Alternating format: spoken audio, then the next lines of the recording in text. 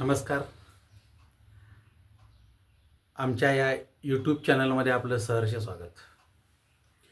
आज आपण एक असा विषय पाहणार आहोत की ज्यामध्ये प्रत्येक ज्योतिष कार्यालयामध्ये काम करणाऱ्या ज्योतिषाला एका सामोरं जाणाऱ्या गोष्टीला कसं सामोरं जायचं हा त्याच्यासमोरचा प्रश्न आहे.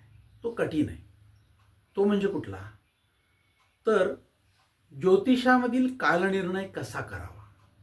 आता कालनिर्णय हा शब्द काय सांगतो बघूया. आपण बघितलं की पत्रिकेमध्ये एक कुंडली असते आणि कुंडलीसोबत 5 अंग असतात. तिथी, वार, नक्षत्र, योग आणि करण ह्यांचा अभ्यास करून जातकाचे प्रश्न जे आहेत त्याला उत्तरं देणं हा त्याचा मार्ग आहे. जातक काही प्रश्न विचारतो, कुंडलीचा अभ्यास करून तो त्याला अनुसरून उत्तरं देतो. पण काही प्रश्न असे आहेत की जे वेळेशी निगडीत आहेत. मग वेळेमध्ये 2 प्रकार येतात, शॉर्ट टर्म आणि लॉंग टर्म. म्हणजे काय? शॉर्ट टर्म म्हणजे काही प्रश्न हे तात्पुरत्या स्वरूपाचे असतात, 4 दिवसाचे, 8 दिवसाचे, 15 दिवसाचे, महिन्याचे. ह्याला फार वेळ लागत नाही. पण काही प्रश्न लॉंग टर्म म्हणजे ज्या प्रश्नांना मोठा काळ लागतो आणि त्या काळाचं गणित मांडायचं काम ज्योतिषाकडे असतं. मग त्यावेळेला मात्र त्याला आपला कालनिर्णय कसा ठरवायचा ह्याला काहीतरी बेस असला पाहिजे. तो मनमानी कारभार पण काय सांगत नाही. तुम्ही जर कॉम्प्युटर कुंडली एखादी 70-80 पानांची प्रिंट करून बघितली असेल तर त्यामध्ये ह्या सगळ्या गोष्टी 3-4 गोष्टी असतात. आणि मग त्याच्यावरून कोणती स्वीकारायची हा सुद्धा अडचणीचा प्रश्न आहे. फार अवघड आहे. म्हणजे तुम्हाला भूक लागलेली आहे आणि समोर भाकरी ठेवली, पोळी ठेवलेली आहे, पुऱ्या ठेवलेल्या आहेत, काय खाऊ असं जसं तुम्हाला वाटतं तसंच 3 प्रकारच्या कालनिर्णयांचा अभ्यास करून दिलेला असेल तर कुठले स्वीकारू आणि कुठलं सांगू हा त्याच्यापुढे अडचणीचा प्रश्न असतो. मग आपण विचार करूया की तो काय स्वीकारतो आणि त्यानं कोणतं स्वीकारावं. तर त्याच्यामध्ये सुद्धा वेगवेगळे मतप्रवाह आहेत. बघूया. प्रत्येक प्रश्नाला अनुसरून अमुक एक गोष्ट केव्हा घडेल हे सांगणं आज सोपं नाही. कालही नव्हतं, उद्याही असणार नाही. कुंडलीचं निदान बहुतेक सर्वच जातक ग्रंथांमध्ये फार विस्तारानं केलेलं आहे. विस्तारानं म्हणजे 100 पानी पुस्तकं ही नुसती एकेका राशींसाठी वापरले गेलेली आहेत. पण कालनिर्णय म्हणजे नेमकं कोणत्या काळी घडेल हे निश्चित काळ ठरवणं फार कठीण आहे. म्हणजे काय? बघा, काही व्यक्तींचे प्रश्न जे आहेत त्याला आपण कालनिर्णय म्हणजे काळ कोणता सांगायचा आपल्या पुढचा फार मोठा प्रश्न असेल. कितीही अभ्यास करा. बघूया. बघा, एखाद्या व्यक्तीचं लग्न झालंय आणि 2-3 वर्ष झालेली आहेत आणि त्याच्या विवाहानंतर त्याला संतती नाही. त्यांनी दोघांच्याही पत्रिका तुमच्या पुढे आणून ठेवल्या आणि सांगितलं आम्हाला संतती कधी होईल. मग आता हा लॉंग टर्म काल म्हणजे किमान वर्ष, 2 वर्ष, 5 वर्ष, 10 वर्ष काहीतरी तुम्ही सांगायला पाहिजे. तुमच्या पुढे तो काळ ठरवण्यासाठी काय स्थिती आहे, कशाचा अभ्यास करणार तुम्ही. आणि दोन्ही पत्रिकांचा अभ्यास करून ठराविक सांगा 6 वर्षानंतर तुम्हाला मूल होणार आहे. तर तुम्हाला ते सांगण्यासाठी कालनिर्णय कसा ठरवायचा याचं काही ठोक तुमच्याकडे आहे का? होय, आहे. मग ते कोणतं निवडायचं ह्याचा प्रश्न तुमच्या पुढे आहे. काही वेळेला विचारतात की प्रेमविवाह होईल का? खूप लोकांचं असं आहे, 5 वर्ष झाले आमचं प्रेम आहे पण मुलीच्या घरचे नको म्हणतात. ज्यावेळी ते तयार झाले त्यावेळी आमच्या घरचे नको म्हणत होते. ज्यावेळी आम्ही दोघं तयार झालो त्यावेळी म्हणे आम्हाला गुरुबलच नव्हतं. म्हणजे असली जर कारणं येऊ लागली तर तो विवाह होईल का नाही? काही लोकांचे प्रश्न असतात की मी प्रयत्न करतोय, पैसे आहेत, स्थावर विकत घ्यायचे आहे, जातोय पण पसंत पडत नाही आहे, पसंत पडली पण व्यवहार होत नाही आहे, व्यवहार झाला ठरलं परंतु ते मध्येच काहीतरी प्रॉब्लेम आला आणि परत फिसकटला. मग माझ्या नशिबात स्थावर आहे का नाही? काही लोकांचा प्रश्न आहे की प्रयत्न करतोय, 10-10 वर्ष झाली पैसे देऊन बसलोय, नोकरी लागत नाही, माझ्या नोकरीचं काम होईल का? काही लोक 20-20 वर्ष झाले प्रमोशनच्या प्रतीक्षेत आहेत, त्याला पगार मिळालाय प्रमोशनचा देखील पगार मिळालेला आहे, पण मला प्रमोशन पाहिजे. मग मला मिळेल का नाही, का मिळणारच नाही, काय करायचं, त्याचा कालावधी किती असेल. काही लोकांचे प्रश्न आहेत विवाहाचे. म्हणजे अगदी 15-16व्या वर्षापासून आज 42, 45, 48 पर्यंतचे लोक विवाहाचे राहिलेले आहेत. ते पण प्रश्न विचारतात पत्रिका देऊन, हा विवाह कधी होईल, कालनिर्णय आपण सांगू शकत नाही. काही लोकांचं उलट आहे.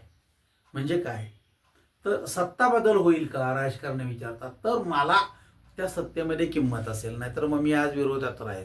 सत्ता बदल होईल का, ती झाली म्हणजे माझे प्रश्न सुटतील. काही लोकांचं असं आहे की भाग्योदय होईल का, माझा भाग्योदय होई नाही, प्रयत्न सगळे करून बसलोय आणि भाग्योदयामुळं माझं तटलंय. तर हा भाग्योदय कधी होईल, नेमका कितव्या वर्षी, हे पत्रिकेत सांगता येतं का. काही लोक म्हणतात की मला अपघात होईल म्हणून सांगितलंय, मग कधी होईल, म्हणजे मला सावरून थांबायला हवं त्या महिन्यात. त्या सांगितलं 48व्या वर्षी तुमचा अपघात होईल गाडीमुळे, मी त्या वर्षी गाडीच वापरत नाही ना. मग म्हणजे मला अलर्ट राहायला बरं. मग असले अनेक प्रश्न आहेत. त्या प्रश्नांची उत्तर देताना आपले ज्योतिषी हात टेकून बसलेले आहेत. समजा उत्तर दिलंच एखादं, तर तसं घडताना दिसत नाही. परिणाम त्या माणसाचा ज्योतिषावर किंवा तुमच्यावरचा विश्वास कमी होतो. 100% तुमचं लग्न अमक्या दिवशी अमक्या तारखेला होईल असं म्हणून छाती ठोकपणे सांगणारे बरेचसे ज्योतिषी आपण बघितले. सगळ्यांचं पितळ उघडं पडत चाललेलं आहे. लग्नच झालेलं नाही. तो अगदी तारीख नव्हे, कुठल्या तारखेला किती वाजता होणार इतकं सांगणारे आपल्याकडे ज्योतिषी निघाले. परंतु लक्षात आल्यानंतर काळ पुढे जाईल तसा की नाही, ह्यांनी लोकांना काय केलेलं आहे, फसवलेलं आहे. काळ तुमच्या हातात नाही. तुम्ही जे वापरतात ते बरोबर आहे का नाही हा प्रश्न आहे. म्हणजे ते ज्योतिषी हुशार असेलही, त्याने कॅल्क्युलेशन बरोबर असेलही, तो पटवून देईलही, परंतु जो बेस वापरतो तो बेसच चुकीचा असेल, तर काय करणार तुम्ही. मग असं जर असेल तर ह्या कालनिर्णयाच्या पद्धती कुठल्या आहेत. मग काही जातक ग्रंथातून ह्या कालनिर्णयाच्या पद्धती केलेल्या आढळतात आणि अनादिकालापासून ह्या चालत आलेल्या आहेत. आपण जर त्यांचा अभ्यास केला तर लक्षात घ्या की या दशा पद्धतीवर सगळा भर आहे. आणि या दशा पद्धती म्हणजे काय, तर वेगवेगळ्या ग्रंथामधून वेगवेगळ्या पद्धती सांगितल्यात. त्यात 42 पेक्षा अधिक पद्धती माझ्या वाचनात आहेत. वेगवेगळ्या, प्रत्येकाने आपलं मत मांडलं गेलेलं आहे. परंतु ते मत पुढं टिकलं नाही किंवा एखादं मत आपण वाचलं तर आपल्याला पटलेलं नाहीये. पटलेलं नाही म्हणल्यावर आपण ते स्वीकारलं नाही, आपण दुसरीकडे गेलो, तिसरीकडे गेलो, चौथं मत विचारात घेतलं. हे बरं वाटतं का सांगायला तर बरं वाटलं पाहिजे.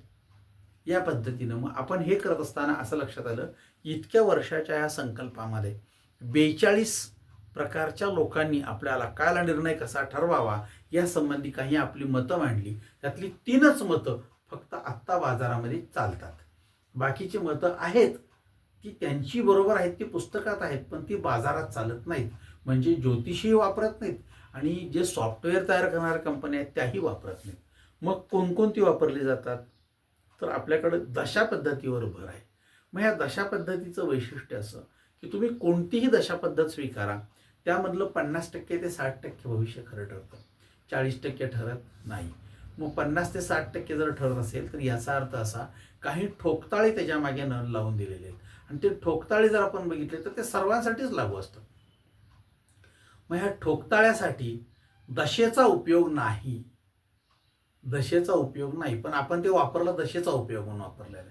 मग हे ठोकताळे जे आहेत 5-7, हे सगळे ठोकताळे तुम्हाला असं लक्षात येईल की ते वापरलेत का, तर ते सर्वांना कॉमन आहेत, सर्वांसाठी आहेत. मग हे सर्वांसाठी वापरलेले जे ठोकताळे आहेत ते आपण त्यात वापरले. मग या दशा किती प्रकारच्या आहेत बघूया आपण. 3 प्रकारच्या दशा, त्यांचा वापर कालनिर्णय ठरवण्यासाठी केला गेलेला आहे. उदाहरणार्थ बघा, एक विषोत्तरी महादशा म्हणून महादशा येते, ती आहे 120 वर्षाची. याचा अर्थ असा की या पद्धतीमध्ये ज्यांनी ह्या पद्धतीचा वापर केला किंवा सांगितली, त्यांनी असं सांगितलं की व्यक्तीचं आयुष्य 120 वर्षाचं आहे. 120 वर्षाच्या आयुष्यामध्ये ती ज्या टप्प्यातून पुढे जाते त्या एका ठराविक ह्या टप्प्यात, म्हणजे गृहीत धरा की पहिले 8 वर्ष तिला अमक्या अमक्या ग्रहाची दशा असेल, पुढचे 10 वर्ष अमक्या ग्रहाची, पुढचे 15 वर्ष अमक्या ग्रहाची, त्याच्या पुढचे 10 वर्ष तमक्या ग्रहाची, मग त्या ग्रहाचे परिणाम त्याच्यावर होतील आणि त्याला काही मानसिक काही शारीरिक क्लेश जे आहेत त्याला सामोरं जावं लागेल. मग त्या कालावधीमध्ये त्यांनी त्या देवतांची पूजा करावी, म्हणजे ते प्रश्न थोडेसे सॉफ्ट होऊन तुम्हाला वापरता येतील असं स्पष्ट सांगितलेलं आहे. 120 वर्षाची दशा जी दाखवते ती पूर्ण नवग्रहांवर अवलंबून आहे. रवी, सोम म्हणजे चंद्र, मंगळ, बुध, गुरु, शुक्र, शनी, राहू आणि केतू अशी 9 ग्रह त्यामध्ये आहेत. मग असं ते म्हणतात की प्रत्येक ग्रहांना जे दशा आहे त्यामध्ये आम्ही त्यांना वर्ष वाटून दिलेले आहेत. मग कुठला आहेत बघा, रवीसाठी 6 वर्ष वाटून दिलेली आहेत, चंद्रासाठी 10 वर्ष दशा असते, मंगळाची दशा तुम्हाला 7 वर्षे दिसेल, त्यानंतर राहूची दशा 18 वर्ष आहे, त्यानंतर गुरुची 16 वर्ष, शनीची 9 वर्ष, बुधाची 17 वर्ष, केतूची 7 वर्ष आणि शुक्राची 20 वर्ष. आता ही दशा दिलेली आहे त्यांनी, परंतु ह्या दशेचं सुद्धा त्यांनी वैशिष्ट्य दिलेलं आहे. म्हणजे काय, एकूण 27 नक्षत्र आपल्याकडे आहेत. ह्या 27 नक्षत्रांचे आपण जर 3 टप्पे बघितले तर लक्षात येईल की पहिल्या टप्प्यामध्ये 1 ते 9, दुसऱ्या टप्प्यामध्ये 9च्या पुढे 10 पासून 18 पर्यंत आणि तिसऱ्या टप्प्यामध्ये 19 पासून 27 पर्यंत. म्हणजे प्रत्येक मजल्यावरती 9 नक्षत्र आहेत. मग पहिल्या टप्प्यामध्ये 3 नंबरला कृत्तिका नावाचं नक्षत्र येतं आणि तिथपासून ह्या महादशेची सुरुवात होते. आता ह्याला पण त्यांनी बेस दिलेला आहे. कृत्तिका नक्षत्रामध्ये का सुरुवात होते महादशेची, तर कृत्तिका नक्षत्राचा स्वामी रवी आहे आणि ह्या सगळ्या नवग्रह मंडळाचा स्वामी रवी आहे. त्यामुळे रवीपासून सुरुवात होते. मग ते कृत्तिका 6 वर्षे रवीची महादशा, त्यानंतर चंद्राची 10 वर्ष, त्यानंतर पुढे सगळ्या दशा गेलेल्या आहेत. आणि ज्या कृत्तिका नक्षत्राची दिलेली आहे, आता हे 9च नक्षत्र आहेत बघा हा पहिल्या टप्प्यात. मग त्याच्या खालच्या टप्प्यात 9 नक्षत्र आहेत, त्यांना पण तीच लागू आहे का, होय. ज्या टप्प्यात कृत्तिका दिलं त्याच्याच खाली बरोबर तुम्हाला असं लक्षात येईल की कृत्तिकाच्या खाली उत्तरा फाल्गुनी नक्षत्र येतं, त्याची पण दशा रवीनं सुरुवात होते. का, तर त्याचा पण स्वामी रवी. त्याच्या खाली जर बघितलं आपण तर बरोबर तुम्हाला उत्तरा शाळा नावाचं नक्षत्र धनुराशीत मिळतं आणि उत्तरा फाल्गुनी नक्षत्र आहे हे सुद्धा 2 राशीत वाटलेलं आहे. कृत्तिका आहे पण 2 राशीत वाटलेलं आहे, म्हणजे मेष आणि वृषभ.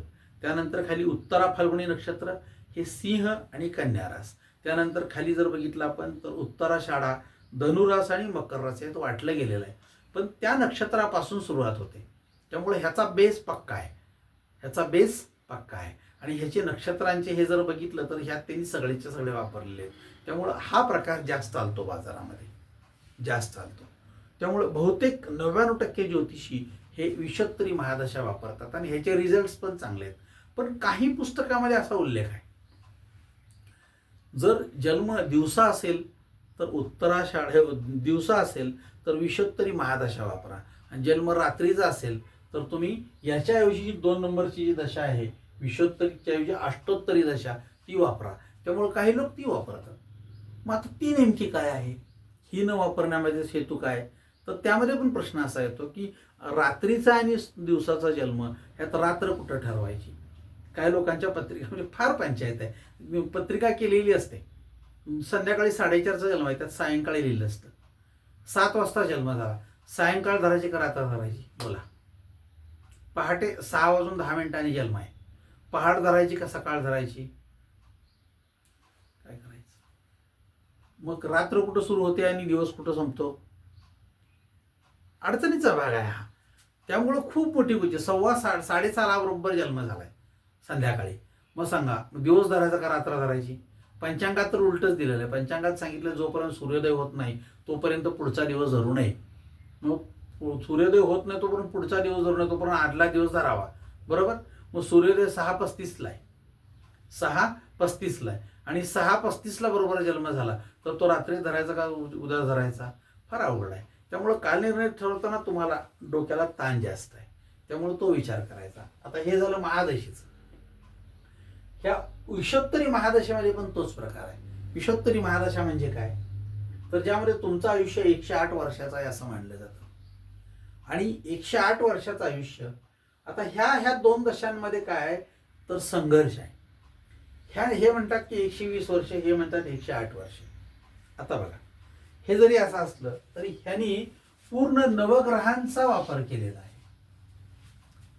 रवीपासून राहू केतूपर्यंत 178 दिशेमध्ये 8च ग्रहांचा वापर आहे, 9वा नाही. मग ह्यांनी काय केलं, त्यातला केतू काढून टाकला. केतू नको आम्हाला, फक्त राहू आहे तेवढाच घेतला. आता त्यामध्ये सुद्धा फरक पडतो. ह्यांची रवीची महादशा 6 वर्षाची, ह्यांची पण रवीची महादशा 6 वर्षाची. विषोत्तरी महादशेमध्ये चंद्राची महादशा 10 वर्षाची आहे, बरोबर आहे. पण अष्टोत्तरीमध्ये चंद्राची महादशा 15 वर्षाची मानली गेलेली आहे.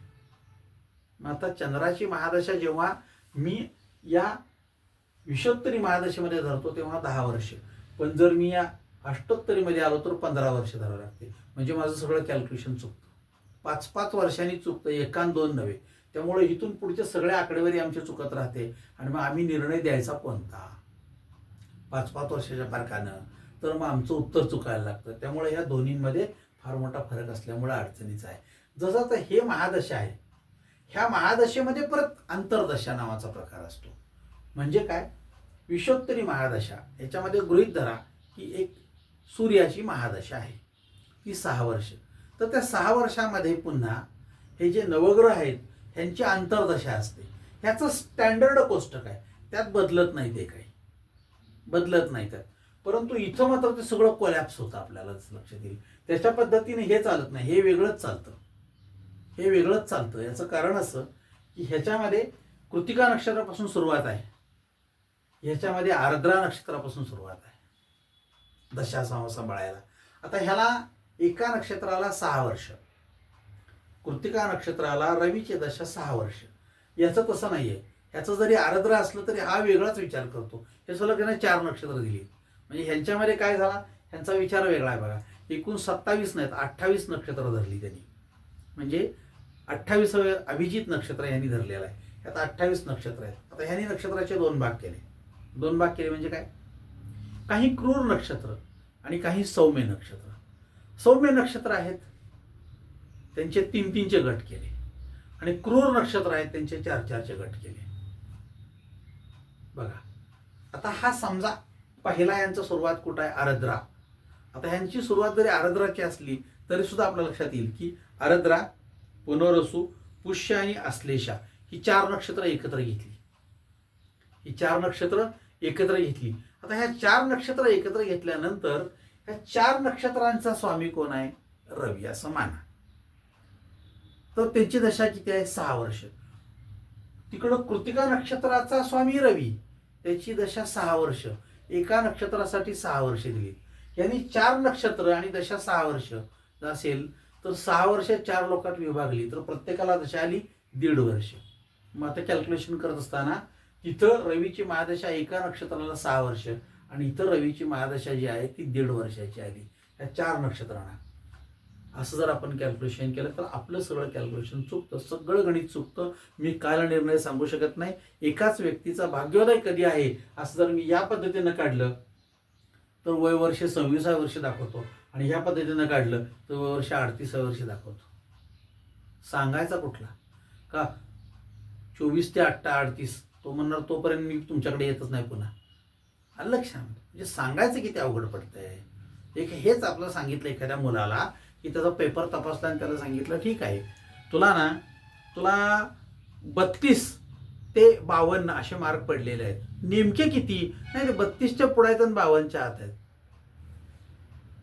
तुम्हाला तुमचं वय विचारलं, कुठेतरी लिहायचं आहे, RTOला गेला तुम्ही, लायसन काढायचं आहे, तुम्ही त्याला सांगा की 18 पासून सुरू आहे साहेब आणि माझं वय आता 38 पर्यंत असेल, तो तुम्हाला झोडपून बाहेर काढेल. इथं तेच होतं. ह्याच्याप्रमाणे एक उत्तर येतं, ह्याच्याप्रमाणे एक येतं. सांगायचं काय, काल निर्णय करणं अतिशय कठीण गोष्ट आहे ज्योतिषापुढे.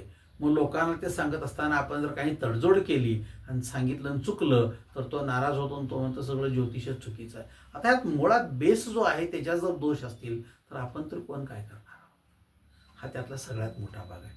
आणि त्यानंतरचा एक प्रश्न आहे तो म्हणजे काय, तर ह्याच्यामध्ये केतू नाहीच आहे. ह्याच्यामध्ये राहू आणि केतू आहे. हे म्हणतात केतू नाही, केतू हा मला मान्य नाही. म्हणजे माणसाचं धड जे आहे ते फक्त आहे, म्हणजे धड म्हणतो चेहरा आहे तो फक्त राहूच आहे, केतू नाही. ती एकच व्यक्ती आहे. राहू वेगळा आणि केतू वेगळा, म्हणजे धड वेगळं आणि बॉडी वेगळी, यांना दोन वेगळी नावं देऊ शकत नाही असं ह्यांचं मत आहे. त्यामुळे ह्यांनी धड जे आहे ते घेतलेलंच नाही, फक्त राहू एकटाच घेतलेला आहे. आता त्या राहूत सुद्धा परत दोन आहेत, म्हणजे ह्यांच्यात एकमत नाही आहे, ह्यांच्यात एकमत नाही. या विषोत्तरी महादशामध्ये राहूची महादशा 18 वर्ष मांडलेली आहे. असू द्या की 18 तर 18, परंतु हे म्हणतात ती 12च वर्ष आहे. आता कोणाशी बरोबर धरायची? ज्योतिषाने कुठली गोष्ट बरोबर धरून तुम्हाला उत्तर द्यायचं? आणि हे सगळीकडेच आहे. तुम्हाला असं लक्षात येईल की हे फक्त ज्योतिषात आहे असं समजू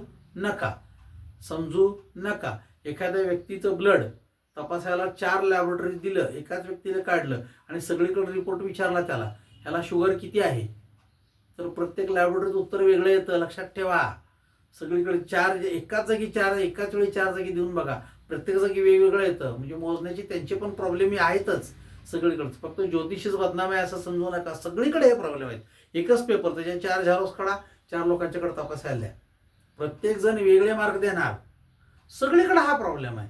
मग आपण ह्यातनं तडजोड करूनच जगलं पाहिजे. कुठल्या तर गोष्टीला नावं ठेवून सुधरत नाही. व्यक्ती सुधारणार नाही, यंत्रणा सुधारणार नाही, आपल्याला सांभाळून घ्यायला पाहिजे. त्यामुळे कुठली तरी एक पद्धत आहे त्यावर श्रद्धा ठेवावी, बरोबर आहे म्हणावं आणि पुढे जागावं. यापेक्षा चांगला मार्ग असणार नाही. आता ह्या 2 पद्धतीनंतर तिसरी पद्धत आहे योगिनी दशा. ही त्याच्यापेक्षा वेगळी पद्धत आहे. ह्याने काय केलंय, ह्याही दशाच, ह्या सगळ्या दशाच, आता ह्या सगळ्या दशांच्याच दशा व्हायची वेळ आलेली, हा भाग वेगळा. परंतु ही योगिनी नावाची एक दशा आहे. ह्यामध्ये ह्यांनी काय केलंय, ह्यामध्ये ह्यांनी 8 वेगवेगळ्या दशांना नावं दिलेली आहेत. दशा असत्या पण त्यांनी नावं दिली आहेत. ही नावं जी आहेत ती बरीचशी संस्कृत नावं आहेत. म्हणजे काय बघा, ह्यानं नावं दिली. एकाला नाव दिलंय मंगला, दुसरीला दिलंय पिंगला, तिसरीला दिलंय धनिया, चौथीला दिलंय भ्रामरी, पाचवीला दिलंय भद्रिका, 6वीला दिलंय उल्का, 7वी दिलंय सिद्धा आणि 8वीला दिलंय संकटा. अशा 8 दशा दिलेल्या आहेत. ह्यांना प्रत्येकाला नंबर दिलेत, 1 2 3 4 5 6 7 8. आणि मग ते कसे मोजायचे, तर इथं कॅल्क्युलेशन नाही आहे.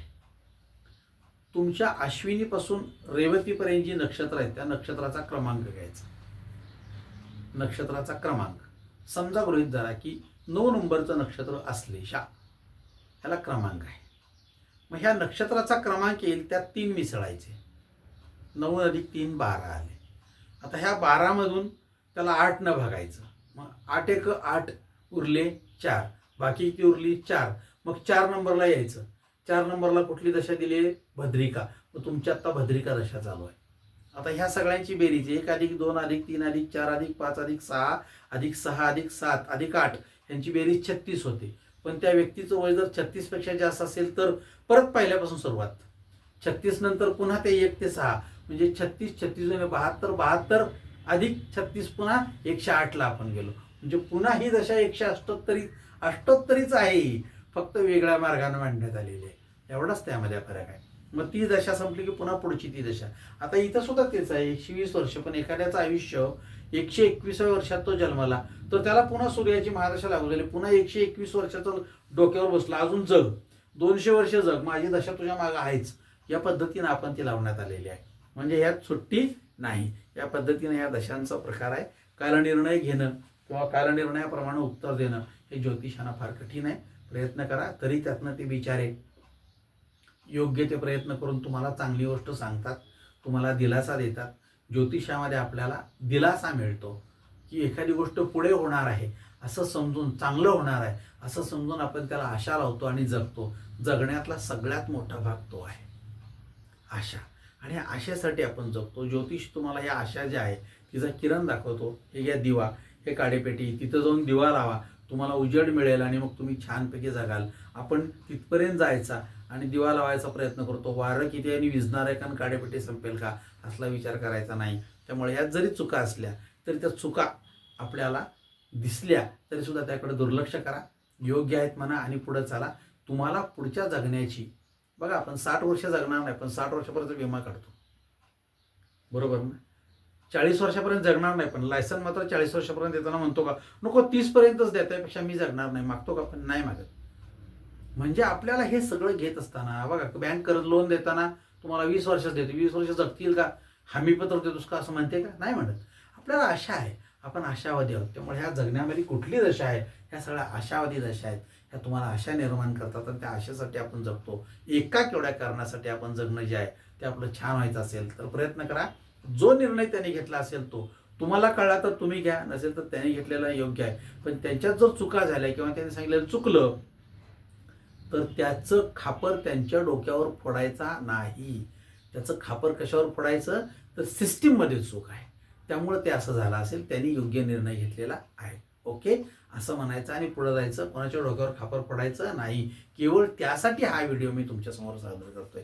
का तर त्याचं चुकलं की त्याचं चुकलेलं नाही, मुळातच बेसिकच आमचं खराब असेल तर आम्हाला पर्याय नाही. म्हणून प्रयत्न करा, तुम्ही अभ्यास करा. काय चुका असतील तर चुका सोडून द्या.